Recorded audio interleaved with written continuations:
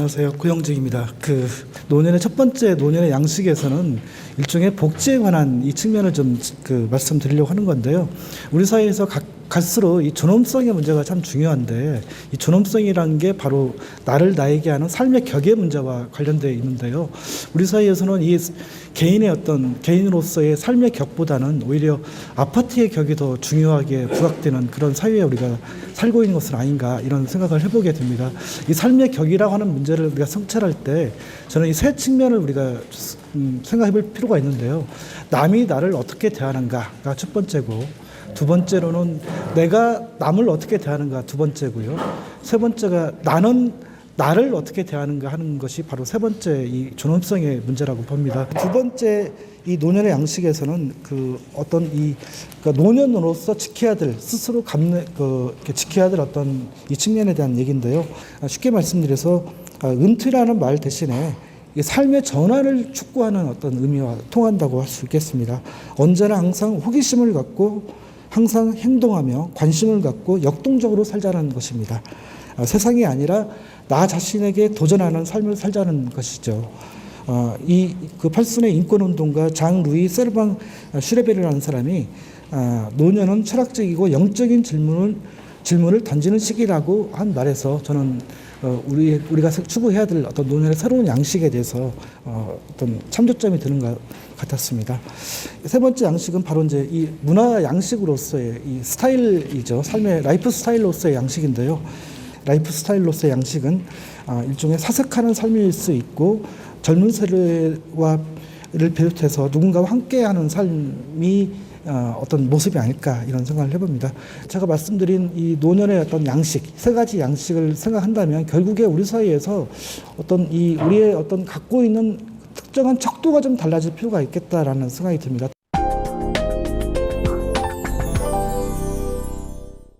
앞에서 말씀하신 세 가지 양식이라는 것이 동떨어진 것들이 아니라 사실은 하나로 엮여 있는 부분이라는 생각이 들어요. 근데 안타깝게도 그게 사실은 우리에게는 현재 나타나는 것만으로 보게 되면 먹고 사는 것으로서의 문제가 나머지 양식들을 잡아먹고 있는 형태가 되고 있다는 거죠. 그리고 그건 단순히 그 먹고 사는 문제를 가지고 싸우는 어르신들만의 문제가 아니고, 그것을 바라보고 그러한 구조를 만들어가고 있는 이 사회의 문제가 된다라는 생각이 들고요. 그런 점에서 이제 저희 사회에서는 소위 얘기해서 노인이라는 존재는 보이지 않는다고 생각을 하거든요. 사람들이 보이지 않는 존재로서의 노인, 그러니까 비가시적 존재가 되어버린 노인. 근데 사실 노인이라는 그 계층의 인구는 굉장히 많이 늘어나고 있잖아요, 점점. 지하철을 타거나 하면은, 저도 이제 얼마 전에 저는 처음으로 취직이라는 걸 이제 했는데요. 남들은 은퇴하는 나이에 저는 지금 빨리 은퇴하는 나이에 저는 취직이라는 걸 이제 하게 돼가지고 지금도 적응하고 있는 단계인데, 전에 이제 제가 시간이 많을 때 낮에 그 지하철을 타고 버스를 타고 시내를 이렇게 돌아다니거나 다녀보면 굉장히 사실 많으시거든요. 근데 그 존재가 실제로 젊은 세대나 집안에서 아니면은 그 가정으로 들어가거나 아니면 실제로 그 젊은 세대의 눈에는 보이지 않는 존재로 작동을 하고 있다는 겁니다. 그러니까 많음에도 불구하고 보이지 않는 거죠. 그 말은 다른 말로 하면 보지를 않는 거죠. 그러니까 그 얘기는 결국 그 존재가 있지만 그 존재를 인정하지 않는 사회가 되어버렸다라는 얘기하고 마찬가지거든요. 그러니까 저희가 예를 들면은 우리 사회는 그런 지금 현재 시선이 너무나 익숙해져 있는 사회이거든요. 지하철에서 구걸을 하거나 아니면 지하철역 입구에서 쭈그려 앉아있는 사람, 아니면 노숙인, 이런 사람들을 바라볼 때 이미 많은 사람들은 너무나 시선이 익숙해져 있기 때문에 그 존재 자체를 이미 보지 않고 지나가는데 이미 익숙해져 있습니다.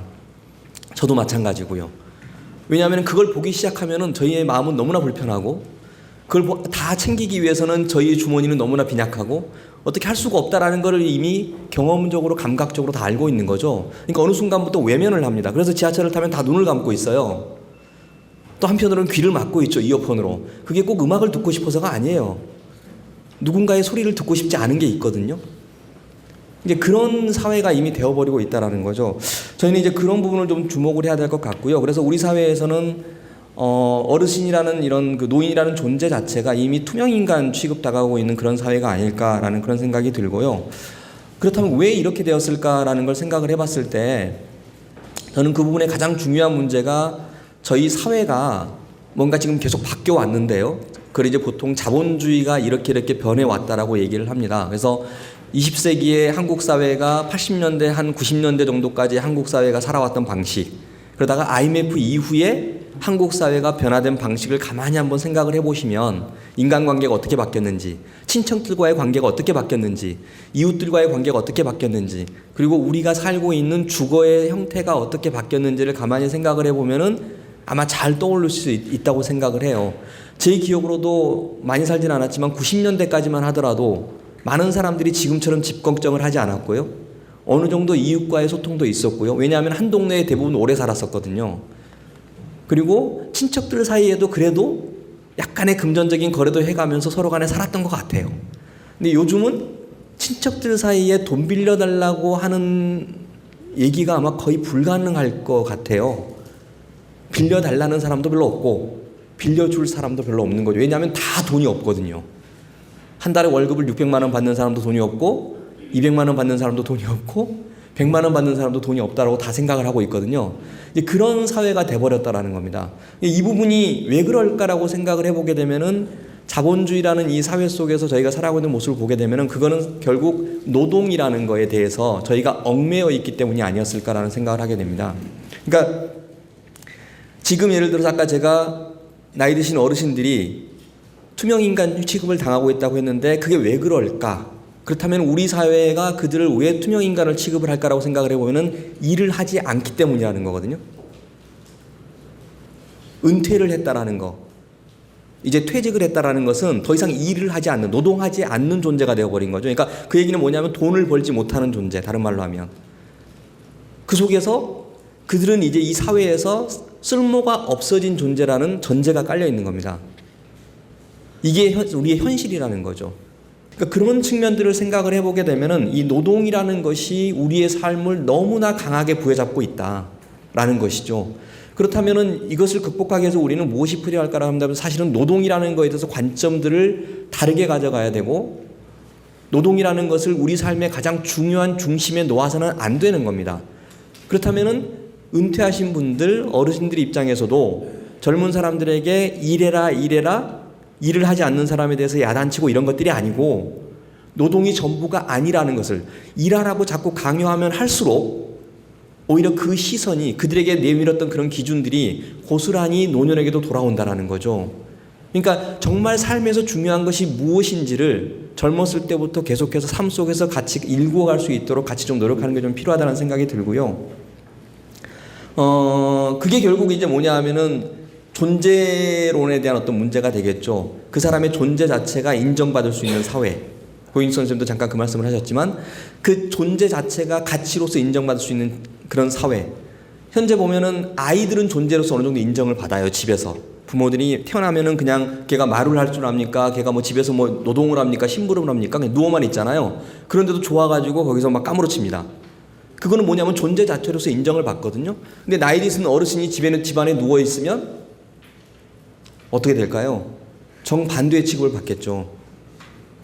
근데 부모님이 살아계신다라는 것만으로 혹은 부모님이 내 곁에 계신다는 것만으로 그리고 우리 사회에 어르신들이 이렇게 계신다는 것에 대해서 어느 정도 우리가 그 존재에 대해서 감사하고 그 존재에 대해서 어느 정도 존중하는 그런 마음이 생긴다면 이 사회는 분명히 달라질 거라는 거죠. 근데 지금 우리 사회는 그런 사회가 전혀 아니라는 겁니다. 거기에는 제가 아까 말씀드린 것처럼 노동이 너무나 지배하는 사회, 노동의 가치가 가장 우선시되는 사회가 되다 보니까 여기에 가장 큰 문제가 생긴다고 보고요. 저는 이제 그런 점에서 그 중요한 부분으로 이제 제가 몇 가지 얘기를 하고 있는데 최근에 윤하의 거리라는 드라마가 있었는데 거기서 장노인이라는 사람이 나와요. 근데 그 장노인이 그 다세대 주택 같은 데서 홀로 사시는데요. 거기서 이제 보통 그런 곳에 혼자 살면 젊은 세대는 뭐 인사도 안 할 것이고 뭐 인정도 안 할 것이고 쳐다보지도 않고 말을 섞으려고 하지 않을 텐데 이 드라마에서는 이 노인은 굉장히 많은 역할을 합니다. 젊은 세대가 계속 찾아오고요. 방으로 찾아오고 때로는 이 노인이 치매에 걸리니까 젊은 세대가 같이 방에 가서 잠을 같이 잡니다. 이 노인이 혹시라도 밤에 무슨 일이 있을까 봐.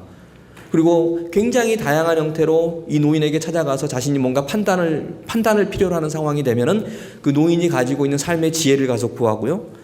그러니까 이게 너무나 자연스러운 모습인 거죠. 근데 이제 그런 것들은 사실은 굉장히 이상적인 모습이긴 한데 어떻게 하면 이게 가능할까라는 걸 생각을 하게 되는 것이죠. 근데 이제 제가 보니까 그 어르신이라는 그 단어를 제가 국어사전에서 찾아보니까 하나는 남의 아버지를 높여 부르는 말이고요. 다른 하나는 나이가 많은 사람을 높여서 부르는 말이더라고요. 근데 우리 사회에서 지금 보면은 어르신 정책이라는 걸 펴니다. 그래서 구청이나 이런 데 가도 어르신 무슨 복지, 어르신 뭐 이런 말을 공문서에서 공식적으로 쓰고 있어요. 근데 이 어르신이라는 말 자체는 원래는 높임말이었거든요. 근데 높임말을 객관적인 공적인 문서에서 지금은 객관적으로 사용을 한다는 거죠. 근데 이게 한편으로는 우리 사회에서 계속해서 차별받는 어르신들의 입장에서는 굉장히 뭔가 고맙고 굉장히 뭔가 좋은 것처럼 보이지만 사실은 이 어르신이라는 표현을 씀으로써 이 어르신들을 오히려 대상화시켜버리는 겁니다. 그 얘기는 무슨 얘기냐면은 우리 사회에 자연스럽게 같이 어울려 있는 존재로서가 아니라 다른 존재로 이 어르신들을 만들어버리는 거죠. 그 규정이 나이가 뭐 만 65세 혹은 만 60세, 55세 이런 식으로 규정을 나누는 거죠. 그리고 지하철이 뭐 무료로 이제 다닌다라든지 이런 걸 가지고 예를 들면 지하철 패스 그것도 딱 구분이 되어 있잖아요. 따로 카드가 있잖아요. 그런 것으로 이제 끊임없이 저 사람은 노인으로 규정을 지어버리는 거죠. 이게 사실은 가장 큰 문제라고 저는 생각을 합니다. 오히려. 그래서 지하철을 타면은 노약자석이라는 게 있습니다. 거기서 다툼도 많이 일어나고 어르신들끼리 싸우기도 하고요. 너무나 동안이어가지고 심지어 동생한테 그 안 좋은 꼴을 당하시는 형님뻘 어르신도 계시고요. 가끔 보면은 여러 가지 형태가 있습니다. 그리고 또 젊은 여성, 임신한 초기 여성이 앉아 있으면 또 일부 어르신들께서는 이제 약간 좀 기분이 상하셔가지고 뭐 이렇게 야단도 치기도 하고 여러 가지 문제가 있는데 저는 이런 부분들이 우리 사회에서 오히려 더 세대 간의 그런 갈등들을 더 만들어낸다라고 보는 거거든요. 그러니까 젊은 세대는 알게 모르게 노약자석이 비어 있는데 나이 드신 분들이 그 일반 좌석에 와서 앉아 계시면은 저희가 비어 있는데 왜 여기 앉아 있을까? 우리의 자리를 왜 뺐을까라는 그런 생각들을 한다라는 거죠. 그게 지금 현재 우리 사회의 모습이라는 겁니다. 그러니까 그 얘기는 무슨 얘기냐면은 그 안에서 사회 전체적인 측면에서 이것들을 바라보는 것들이 아니라 특정한 영역 안에서 끊임없이 쟁탈전이 벌어지고 있는 것이죠. 그게 가장 대표적인 게 뭐냐면 페이지 줍는 어르신들끼리 서로 싸우는 거거든요. 돈 10원 몇십 원 가지고 그 영역 가지고 예를 들면 그거 하나 가지고 싸우는 겁니다. 그런 형태들이 너무나 많이 일어나고 있다는 거죠. 그래서 예를 들면 이런 공간 구분에 대해서 한번 우리는 좀 다시 한번 고민을 해봐야 되지 않을까라는 생각이 들고요. 왜냐하면 지금 이게 제도적으로 정책적으로 굉장히 심화되고 있는 상태거든요. 그래서 예를 들면은 모든 아파트에는 지금 노인정 만들어지고 있고요. 그 다음에 실버 이제 어르신들 복지관 같은 게 좀 만들어지고 있고요. 청소년들은 청소년 복지관이 따로 만들어지고 도서관도 어린이 도서관 이런 게 따로 만들어지고 있는 형태거든요. 이런 공간들이 전체적으로 전부 자꾸 세대별로 구분을 시켜 놓다 보니까 자연스럽게 아이들과 초등학생, 중고등학생, 어린아이들과 어르신들이 같이 어울리는 자리라든지 중년 세대와 어르신들 아니면 뭐 이렇게 서로 어울리는 그런 공간들이 점점 줄어들고 있다는 거죠. 그러면은 집에서도 명절 때나 할아버지 할머니 만나고 밖에 나가서도 만날 일이 없고 지하철이나 대중교통에서는 자연스럽게 시선을 차단시키는 그런 익숙한 습관이 되어버리고 이런 관계 속에서는 결코 우리가 머릿속으로 나는 착한 사람이 돼야지 나는 뭔가 이렇게 좀 배려하는 사람이 돼야지 어르신을 공경하는 사람이 돼야지 돼가지고는 절대로 안 된다라는 겁니다. 일상 속에서 그런 것들을 경험하고 그런 것들을 경험할 수 있는 기회를 만들어주는 게 굉장히 중요하다는 생각이 들고요. 우리가 공간이라는 부분들을 어떻게 우리가 다시 한번 좀 만들어가고 조정할 것인가. 그리고 우리가 그거는 결국 뭐냐면 우리의 일상 속에서 다양한 세대가 섞여서 함께 어우러지고 대화하고 벤치에 앉아서 지하철에 서로 옆자리에 앉아가지고 함께 이런 얘기도 하고 저런 얘기도 할 수 있는 그런 풍경들, 그런 모습들을 다시 한번 조금은 좀 만들어내는 작업들이 좀 필요하지 않을까. 이제 그런 이야기를 좀 해봤습니다.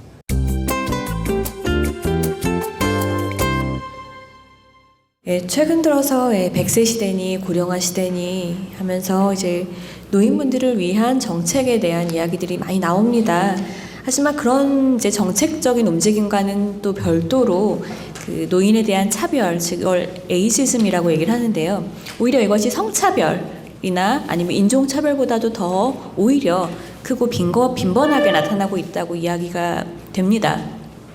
또 이런 노인에 대한 차별을 가하는 가해자가 단순히 그 젊은 세대뿐만이 아니라 병원, 정부, 그리고 지역사회의 업체나 상점들 아주 광범하다는 거죠. 고영직 선생님의 이제 발제문 같은 경우에 사실 이제 크게 세 가지의 이야기를 해주셨어요. 첫 번째는 노년에 필요한 양식은 무엇인가라는 겁니다. 그러니까 우리한테 필요한 것이 과연 그러면 쌀이나 빵이나 이런 의식주 그것뿐인가? 혹은 또는 뭐 기초노령연금이나 아니면 노인 장기요양보험이나 노인 일자리 사업이나 이런 복지 수혜인가? 가난을 증명해야만 일체의 지원 자격을 얻을 수 있는 복지행정 시스템이라는 부분에 있어서 아프지만 좀 슬픈 부분을 담고 있기도 합니다. 통합문화이용권 사업이라는 게 있습니다. 이제 예전에 문화이용권 사업, 여행이용권 사업, 그리고 스포츠 관람 이용권 사업이라는 것이 세 가지가 합쳐져서 이제 하나의 문화누리 카드를 가지고 이제 뭐 공연이나 전시나 여행이나 스포츠 경기를 관람을 할 수 있도록 하는 일종의 복지 사업이고요. 이제 수혜 대상은 기본적으로 저소득계층입니다. 그래서 기초생활수급자나 또는 법정 차상위 계층에 대해서 이제 이 문화누리 카드를 발급을 해서 그분들이 자기가 원하는 것들을 이제 가구당 10만 원 범위 내에서 구매할 수 있도록 해주는 그런 사업인데요. 일단 기본적으로 이것도 저소득계층을 대상으로 하게 되는 거죠. 또한 대부분의 문화복지 사업들, 문화예술 교육 사업이라던가 아니면 지역에서 이루어지고 있는 다양한 프로그램들도 역시 대부분은 복지관을 중심으로 해서 이루어지게 됩니다. 기본적으로는 내가 얼마나 힘들고 내가 얼마나 가난하고 내가 얼마나 고독한지를 적극적으로 소명해야만 사실 그 수혜를 받을 수 있는 그런 경우가 많다는 거죠. 이제 이런 정책 때문에 이제 노인분들은 문화누리 카드를 받아서 이제 온라인 결제를 해야 됩니다. 온라인 결제 시스템을 배워야 되고 또 가맹점이 어디 있는지를 찾아서 불편한 몸을 이끌고 또 가야 됩니다. 그리고 이제 그런 것들이 여의치 않은 경우에는 그냥 애써 받긴 했지만 그것들을 그냥 장롱 속에 깊이 그냥 파묻어 두거나 아니면 뭐 손자한테 그냥 주거나 또는 차라리 나한테는 쌀이 더 낫다라고 아무런 짝에도 소용이 없는 이 문화누리 카드를 차라리 딴 걸로 바꿔달라라고도 이제 불평을 하시기도 하시는 거죠.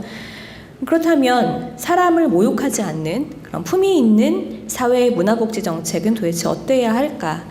저는 아마 존중받고 있다는 것을 느낄 수 있도록 하는 그런 인간적인 정책이 아닐까라고 생각을 합니다. 이제 많은 부분에 있어서 문화복지 정책들은 그 목표 수혜자 수를 채우는 게 중요합니다. 예산이 떨어졌고 그리고 보다 많은 사람들에게 정책의 수혜를 줘야 한다는 것이 목표가 되고요. 그러다 보니까 그분들이 정말 한 사람이 원하는 것들을 주는 그런 복지 정책이 되지 못하는 경우가 많다는 거죠. 앞으로 이 노년에 필요한 양식을 위한 문화복지 정책은 그냥 그렇게 물량 중심으로 그냥 보다 많은 사람들을 그냥 목표 수혜자 수를 채우는 그런 사업이라기보다는 그 한 사람 한 사람의 이야기에 귀 기울일 수 있는 그런 정책이 돼야 되지 않을까라는 생각이 들고요. 두 번째 화제입니다. 노년이 갖추어야 할 양식은 무엇일까? 양식이 있는 노년의 모습은 어떤 것일까라는 건데요. 사실 가족과 지역사회에서 노인은 지금 돌봄의 대상으로 이야기가 많이 됩니다. 하지만 정말 양식 있는 노년이라면 돌봄의 대상이라기보다는 지역사회에서 존경을 받는 그런 어르신으로 이제 다시 자리매김을 해야 되지 않을까라는 것이 제 생각입니다. 사실 지금까지 살아오시면서 얼마나 많은 산전, 수전, 공중전을 겪어오셨어요. 그 많은 경험과 노하우들은 진짜 누군가에게도 항상 도움이 되는 그런 부분들을 가지고 계셨다고 생각이 됩니다. 하지만 그런 경험과 그리고 지금의 그 위치가 자동적으로 존경의 대상이 되는 건 아닙니다. 기본적으로 존경을 받기 위해서는 그 존경을 해주는 사람들과의 어떤 소통이 있어야 되고 그리고 그 둘 간의 이해가 사실 선행이 되어야 하는 거죠. 소통을 하는 데 있어서 내가 왕년에 라고 하는 이제 그런 식의 소통은 진정한 소통이라고 보기가 힘든 거죠. 그러니까 어르신분들도 역시 마찬가지로 젊은 세대와 또는 그 외 가족과 지역사회와 이야기하는 방법을 좀 익히실 필요가 있는 거죠. 그런데 그런 이야기하는 의사소통에 있어서 사실 매우 유용하고 또 중요한 역할을 하는 것이 사실 문화예술입니다. 그러니까 그런 데 있어서 생활문화 예술이라는 것을 할 수 있는 공간이라는 것이 또 중요할 거고요. 그리고 생활문화예술 공간을 통해서 연습하고 함께 했던 이야기들을 같이 또 지역사회에서 풀어낼 수 있는 예컨대 축제 같은 것들도 매우 중요할 거고요. 정부는 이러한 생활문화예술의 공간을 조성하고 기회를 제공하고 그리고 것들을 만들 수 있는 어떤 장을 만들어내는 것이 매우 중요하다고 보이는 거죠. 세 번째는 멋진 말년의 양식이란 무엇일까라는 겁니다. 제가 생각하는 멋진 그 노년의 양식은 자부심을 가진 노년이 아닐까라는 생각이 듭니다. 그러니까 내가 가진 노하우와 경험들을 어떤 다른 사람들에게 또는 어딘가에게 이제 돌려주어서 좀 더 뭔가 도움이 될 수 있는 그런 역할을 하면 정말 자부심을 가지고 살아도 되지 않을까라는 생각이 드는 거죠. 이제 베이비 부머라고 우리가 부르는 세대들의 은퇴가 이제 시작이 되면서 점차 이제 실버 세대들의 어떤 재능 기부, 자원봉사, 사회강원 활동들이 매우 관심을 받고 있습니다. 그리고 실제로 문화예술 분야에서도 한국국학진흥원에서 하는 아름다운 이야기 할머니라는 사업이 있어요. 혹시 아시나요? 예. 올해 같은 경우에는 750명 모집에 5,000명이 지원을 했다고 합니다. 거의 7대1에 해당한 아주 높은 인기를 구가를 하는 그런 사업이었는데요. 이제 아름다운 이야기 할머니께서 이제 육아 보육시설이나 교육시설에 이제 가시는 거죠. 그리고 이제 손자뻘 되는, 손녀뻘 되는 이제 아이들에게 이제 옛날 이야기나 또는 전래동화나 미담에 대해서 이제 구수하게 이제 이야기를 해주시는 거예요. 근데 정말 반응도 좋고, 그리고 손자 세대와 어르신 세대 간의 어떤 그 친밀감을 형성하는 데 대해서 상당히 좋은 역할을 한다고 해요. 근데 이렇게 큰 인기를 끈다는 것은 그만큼 그런 활동을 하고 싶어 하시는 관심과 의지가 계신 분들이 많다는 거죠. 그러니까 정책은 이러한 의지와 관심들을 이제 좀 보다듬어내서 정책으로 또 풀어내야겠다는 거죠. 앞으로 이제 문화복지 정책이 앞에서 봤던 노년의 양식 이 세 가지들을 충족시킬 수 있는 그런 정책으로 조금 더 개선될 수 있었으면 하는 바람으로 오늘 토론 말씀 마치도록 하겠습니다. 감사합니다. 그 문화누리 카드라는 것이 이제 소위 여러분들 교통카드 아시죠? 네, 버스 교통카드와 같은 그 카드 형태로 되어 있는데요. 저기 공연장, 극장, 서점 이런 데 가시면 그 카드로 이용을 해서 물건을 아니면 서비스를 받을 수 있는 그런 류의 카드입니다. 근데 이제 이 카드가 이제 카드 형태로 되기 전까지는 되게 사람들에게 그 이용하는 사람들에게 모멸감을 주는 좀 창피한 느낌을 주는 측면이 있었어요. 근데 그게 자꾸 인간을 배려하고 소위 이용자를 중심으로 생각하는 형태로 발전하다 보니까 지금은 그런 것들이 많이 완화가 되었는데 정책도 따스한 인간적 배려들을 지속적으로 하고 있다라고 하는 메시지를 담아서 소위 정책에 계속 이렇게 발전돼가는 모습들을 보여주신 것 같고요. 두 번째 이제 논의의 양식은 스스로 내가 돌봄의 대상이 아니라 스스로 존경의 대상이 될 수 있는 형태의 삶을 살아야 하는 거 아닐까 이런 말씀을 좀 해주신 것 같고요. 그러시려면 이제 지역사회에서 하는 다양한 문화예술 활동 그 중에서 이제 생활문화에 대해서 조금 더 관심을 가지시고 아까 보신 그 동아리 활동 같은 형태의 말씀을 해주셨고요.